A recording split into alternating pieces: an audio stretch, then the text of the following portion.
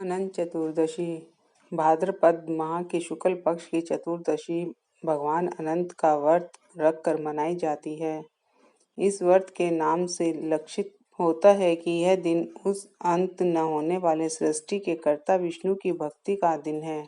अनंत चतुर्दशी की कथा। एक बार महाराज युधिष्ठिर ने राष्ट्रीय यज्ञ किया। उस समय यज्ञ मंडप का निर्माण सुंदर तो था ही, अद्भुत भी था।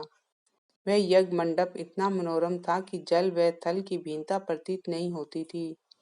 जल में स्थल और स्थल में जल की भांति प्रतीत होती थी।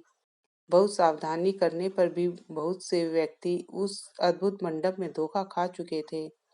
एक बार कहीं से टहलते टहलते दुर्योधन भी उस यज्ञ मंडप में आ गया और एक तालाब को स्थल समझकर उसमें गिर गया। द्रौपदी ने यह देखकर अंधों की संतान अंधी कहकर उनका उपहास किया। इससे दुर्योधन चिढ़ गया। यह बात उसके हृदय में बांध के समान लगी। उसके मन में द्वेष उत्पन्न हो गया। उसने पांडवों से बदला लेने की ठान ली। उसके मस्तिष्क में उस अपमान का बदला लेने के लिए विचार उपजने लगे। उसने बदला लेने के लिए पांडवों को द्रुत क्रीड़ा में हराकर उस अपमान का बदला लेने की सोची।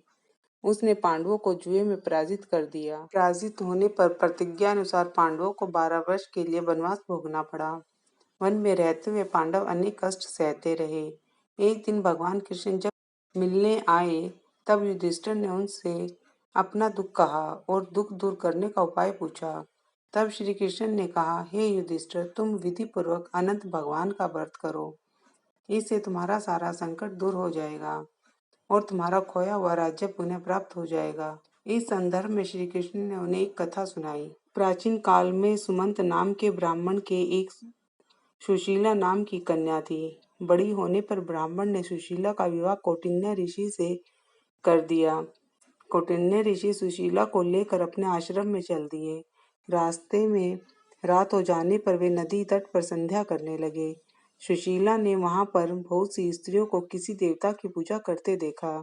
सुशीला के पूछने पर उन्होंने विधि पूर्वक अनंत व्रत का महत्व समझा दिया।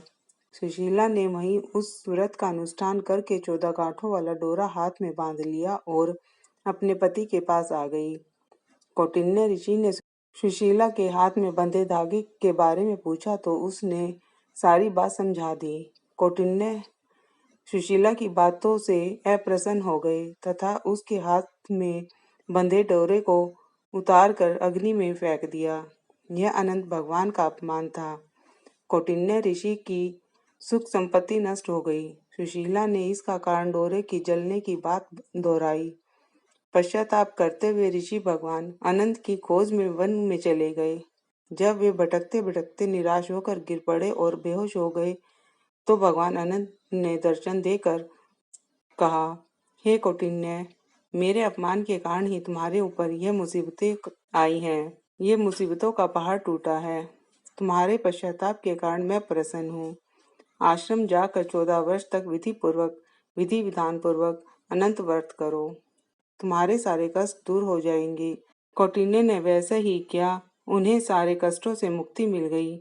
श्री कृष्ण की आज्ञा मानकर युधिष्ठिर ने अनंत भगवान का व्रत किया, जिसके प्रभाव से पांडवों को महाभारत युद्ध में विजय प्राप्त हुई तथा चिरकाल तक राज्य करते रहे। इस मंत्र से हमें पूजा करनी चाहिए। अनंत सर्व नाग नाम दीपः सर्व कामदः सदा भूयात् प्रश्नो में यक्ता नाम भयंकरः। बोलो विष्णु भगवान की जय, लक्ष्मी नारायण भगवान की जय। ये कथा आपकी हर मनोकामना पूरी करेगी। आप देखिए। प्लीज़ चैनल को सब्सक्राइब कर लें और बेल आइकन पर क्लिक करें ताकि वीडियो डालते ही आप तक नोटिफिकेशन पहुंच सके। नमस्कार।